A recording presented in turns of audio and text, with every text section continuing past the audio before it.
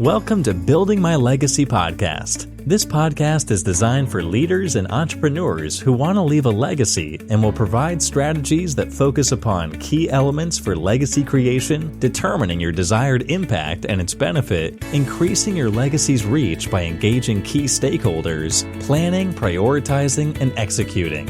Here's your host, Dr. Lois Sonstagard. Welcome, everybody, to today's Building My Legacy podcast. I have with me today Dr. Martha Saunders. She is president of the University of West Florida. She comes with a marvelous background. I'm putting my glasses on because I don't want to leave anything out. She is the sixth president of that university, of the University of West Florida. She has 30 years of higher education experience, and she's had leadership in universities at Florida, Georgia, Washington, Wisconsin, and Mississippi. So very different climates and cultures, and amazing that you have worked in those environments. Her academic expertise is in public relations and crisis communications, which is probably today one of the most sought after fields, I'm guessing, with all of the rancor that we've experienced. She is considered to be in one of the top performing public universities, with the third highest score in the Florida Board of Governors performance metrics. I find that fascinating because we are struggling with quality education today, and people coming out with what it is that we need for innovation. And so with that said, there's a couple other things I think are important to know about her. She has two named colleges, one in health and the other in science and engineering. She has done a lot of work in cybersecurity, which is also a big field today. With that said, I will turn this over to you, Dr. Saunders, to talk about what it is that is on your heart and what you would like people to know about.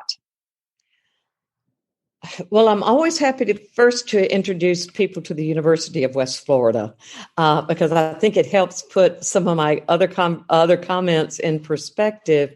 We are one of the 12 state universities in the state university system of Florida. And Florida is a very big state. So there are not a whole lot of us. We all are part of the system. Our university is in the westernmost part. We're in the Panhandle, the westernmost city in Florida. So, well, our university, we're one of the 12 in the state of Florida. We're the westernmost city in Florida, and we're actually the only university in the central time zone. So it kind of puts in perspective. Florida is a very populous state. It's a big state. And quite diverse.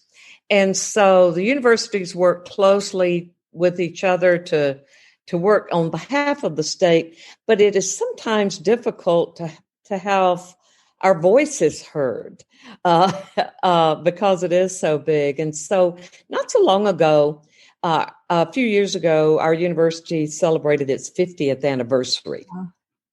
And we stopped and said, okay, where are we? How? And in many ways, the university had grown as it should.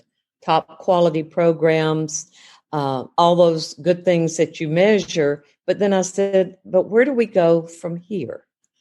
How do we distinguish ourselves to serve the state, serve the region?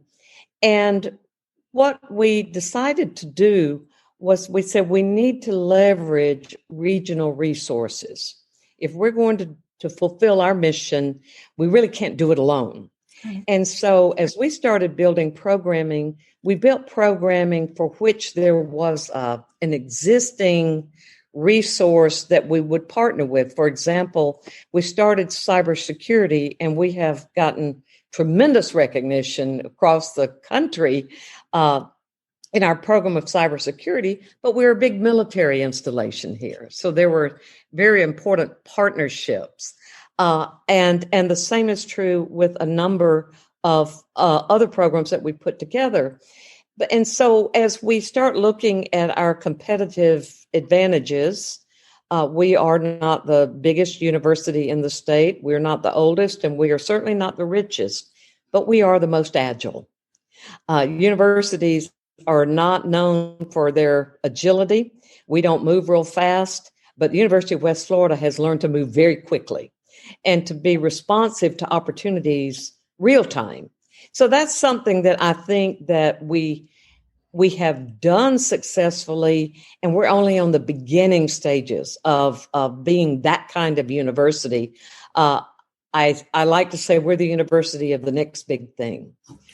Whatever's about to happen, we want to be there, and we want to be there making it happen. So that's given us a lot to be excited about, and certainly has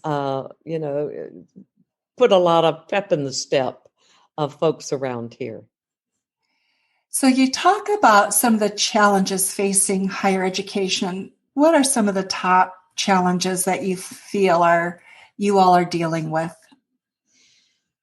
Well, some of it is the value of a college degree, or how people perceive the value of a college degree. There was a time, certainly when I went to school, if you had a college degree, you were set, and now people are questioning, because it's not cheap. Even in a state like Florida, where we have very low tuition, it's still quite a commitment for families and for people to pay for a degree. And they're going to say, is this worth it to me? And I think that is a challenge that we need to be constantly addressing, and also maybe educating the population of the value of the degree that is more than just how much you get paid in your first job. So I think that's a big one. Certainly resources. There are more and more hands out for fewer and fewer public dollars. How are we spending those? The students are having to pay for this. How are they funding their college? So I think those are some of the real big issues, but also it is what we are offering. Are we offering what we need to be offering to students to truly be a model for higher education? So when you look at, are you offering what you really need to offer? How do you come about making that decision? What's your analysis framework for that? If we're doing it right, we're listening. And we're listening to people on the outside. We have, in many of our programs, advisory groups. And these are folks in industry. And they come and they say, your students are coming out and they're good at this, but they need to be better at that. Right. And we need to take that to heart and make those adjustments quickly. And I think we also need to educate our students before they leave about the skills they need, both the hard skills and the soft skills to be successful. So I think two of those are things we hear, but we need to listen and we need to respond.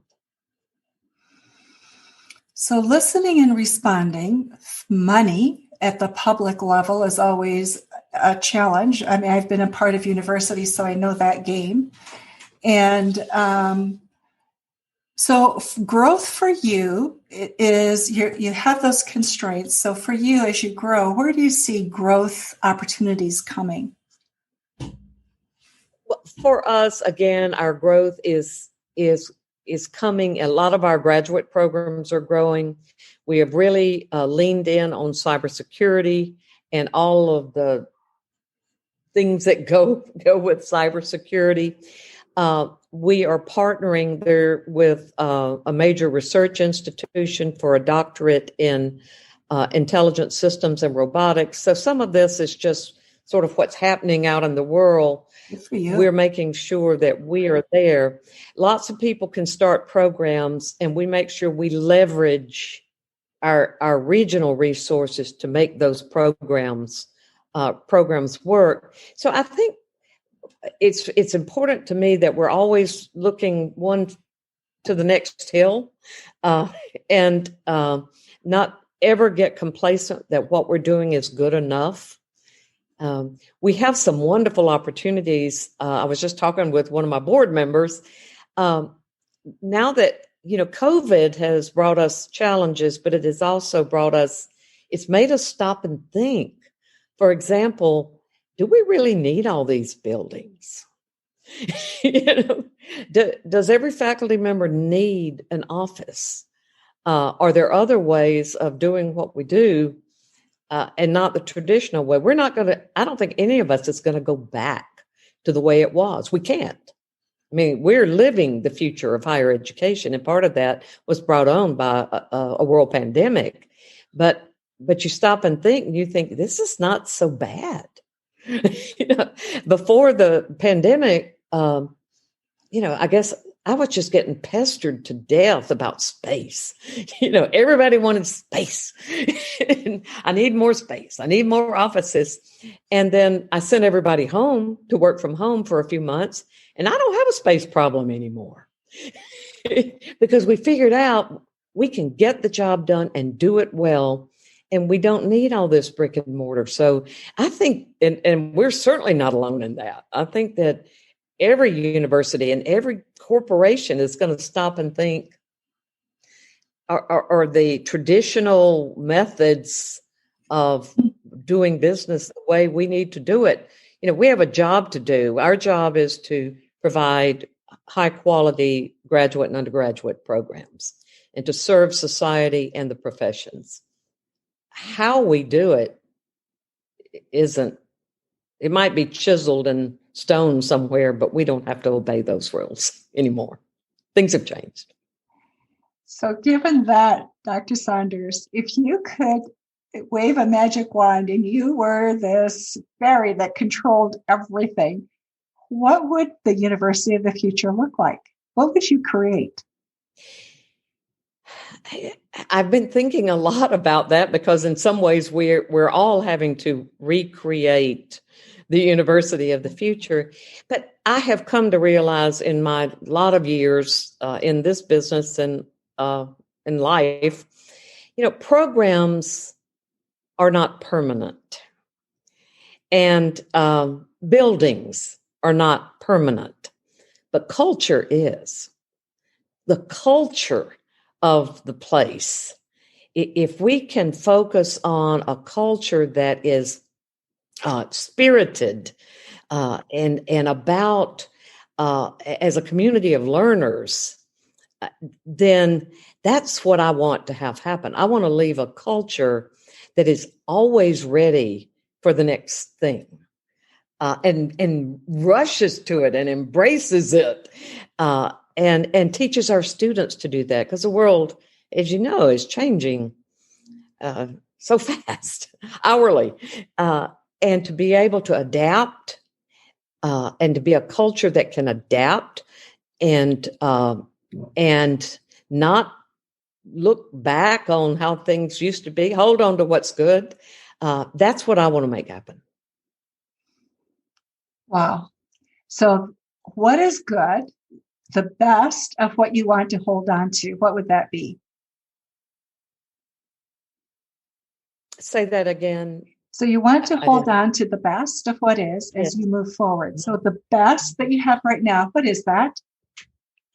I think the best for us is we have, I like to say we're an authentic university, and the future of our graduates matter to us. It's not just we hand them a degree and then we wish them well, and please join the Alumni Association and send us money. It is, we really want, we're focused on a strong handoff to the next level of their lives. And that's been very much a part of our culture for a long time. It's not, no one has to tell us to worry about our students getting jobs. We've always worried about them getting jobs. And we want it to be a strong handoff. We want them to be ready. So I hope we never lose that. And in some ways, it's been kind of competitive, among faculty. They say, well, my advisees all got into graduate school and great jobs. And there's a source of pride in the success of your product. This is our product. And so I think that is a part of our culture we never want to leave.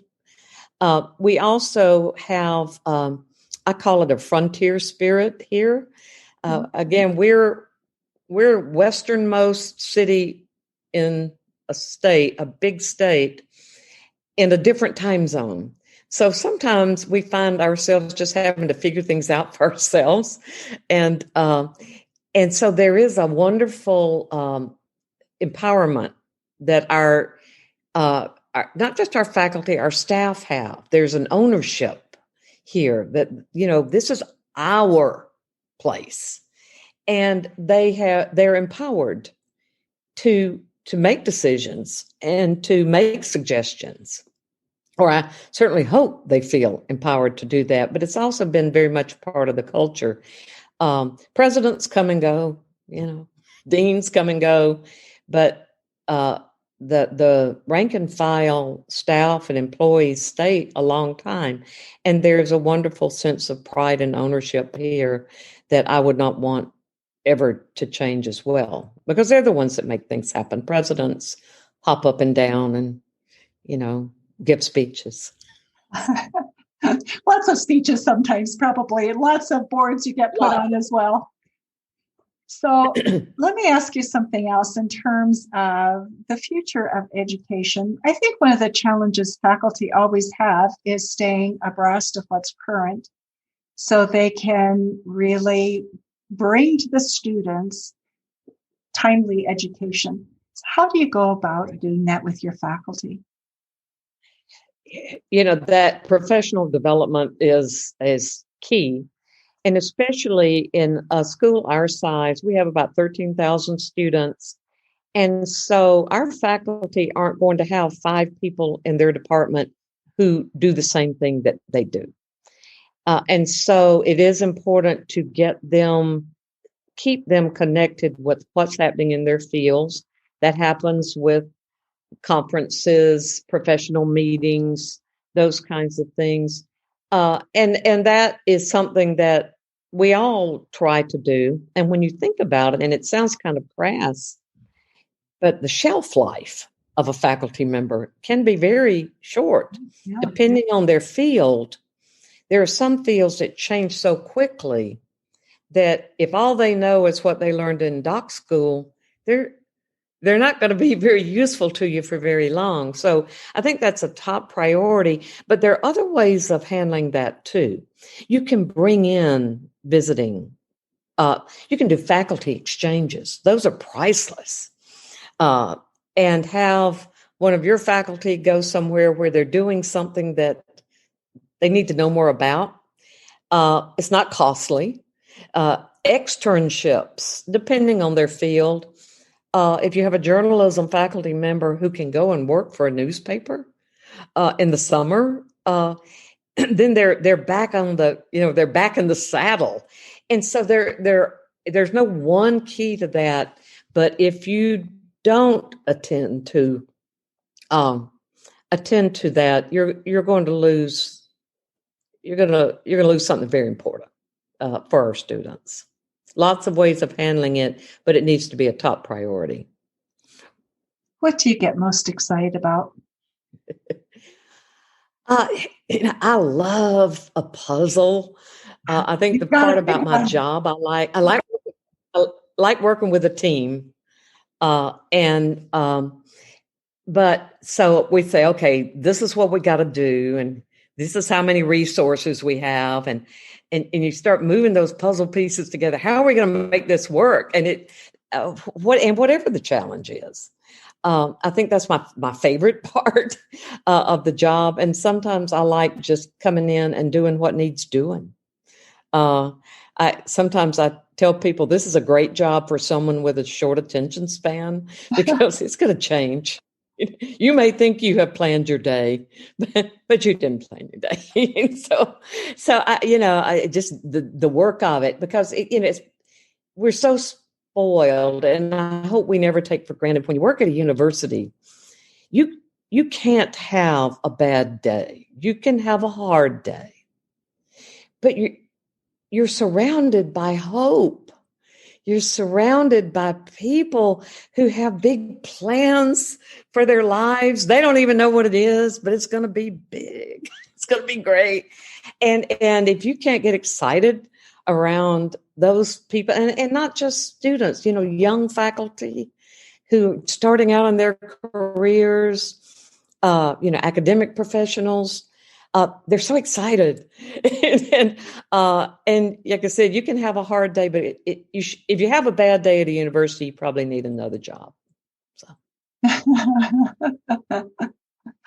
that's a great piece of insight. So what else would really excites you? Innovation. You talk about innovation. New ideas excite me. And sometimes we all have a tendency to get real comfortable in our little nest, and especially maybe those of us who are attracted to education, because we love to study, we love to read, and you can get it gets real easy to just get in your own little Carolyn library and never come out. And so I really love hearing the ideas that people have, even if they're pie in the sky. Because a lot of times they're not. People think, oh, we'll never be able to afford that. Well, let's try it. Let's try me out and see if we can afford that. So we did something here a few years ago that we call the next big thing competition. And we invited everybody on campus, to come up with an innovative idea. It's something that would really change us, would bring us forward. And I thought maybe I'd get a dozen. And I think I got 100. Oh, wow. Awesome proposals. And they didn't come from, some of them came from deans and administrators, but they came from people on the ground who said, and we've implemented a lot of them, including like a student business incubator. Why wait until our students graduate to have them start a business? Let's let them start them here. And that came from, an assistant student affairs dean. And so we got those ideas, and I've still got a few that I haven't been able to implement, but they're still on my desk. And sometimes I'll pick them up and I'll say, is this still a good idea? And let's brush it off. And so, we stay focused on our mission. And whenever we make a decision, it's always, is this what we're here to do? Is it within our zone of responsibility? But if it fits in there, we're going to listen to every idea. If it's going to improve education, if it's going to improve the body of knowledge, if it's going to serve professions, I'm going to hear it. And that gets me excited. So I like new ideas. So it has to be an exciting, fun place to work, just from how you describe it. Your enthusiasm makes it an exciting place, I think.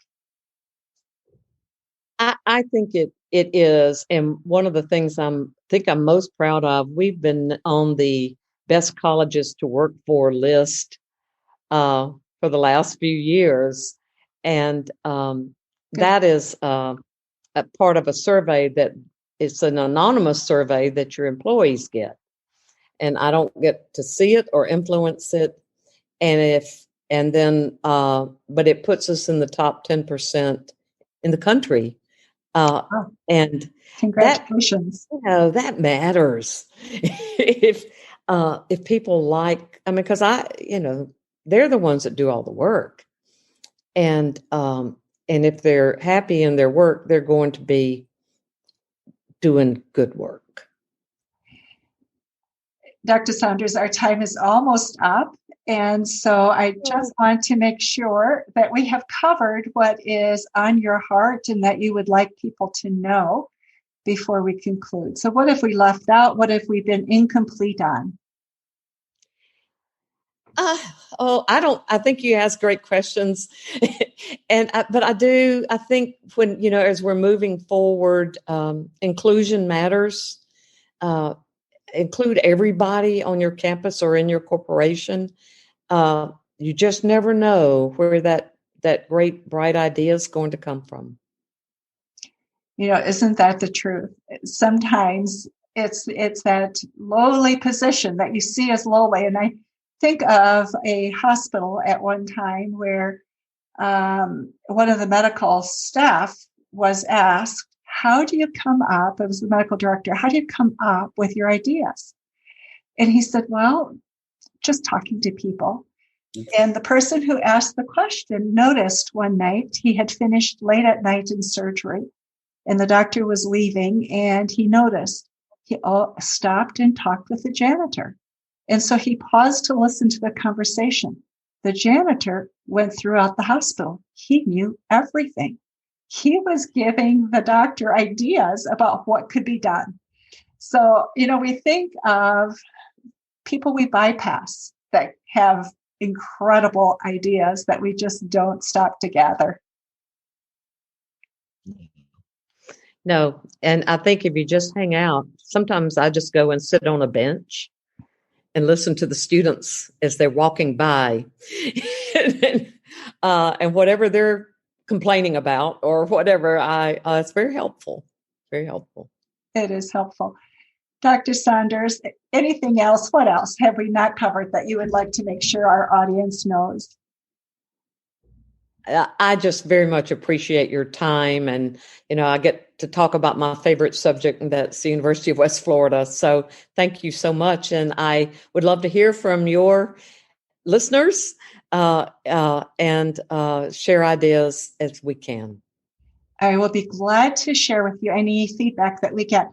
So thank you all who are listening to Building My Legacy podcast today. Thank you for being with us. And Dr. Saunders, thank you so much for your thoughts on higher education.